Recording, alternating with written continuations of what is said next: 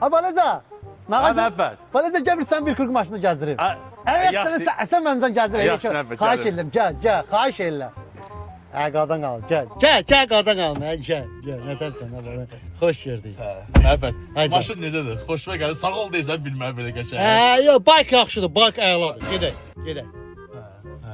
Deyirəm ki, Məhəbbət, kimin əvvəli, kimin axırı. Vaxt vardı, silə itlər kimi obyektlər. Yox, yəni peşkom gəzirdin, amma indi görsən altında baykın maşını özü görəkdə bütün hamı sənə baxır, Məhəbbət. Deyirəm, Məhəbbət, həyat qəribədir. Bir də görsən ki, yekə maşın gedir, samballı göy maşın, içində bir dənə əncimaya oxşayan biri ki.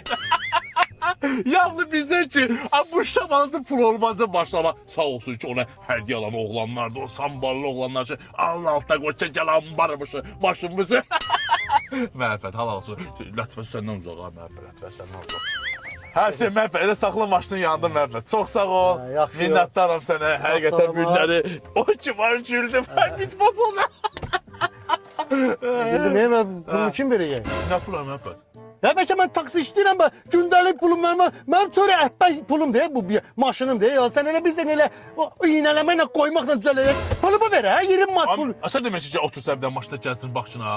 Bilirəm, dedim nana, torpaq bastı. Torpaq bastı nədir? Ayağın maşına dəysə, ayaq bastı da, cəmaatda torpaq bastı, dövlətlərdə, mən də maşına ayaq bastı. Pulumu ver, Pulumu ver. Pulumu ver. Ola. Bu boyda maşın almışam sənə, elədin hərəkətə bax. Hadi yaxşı yox.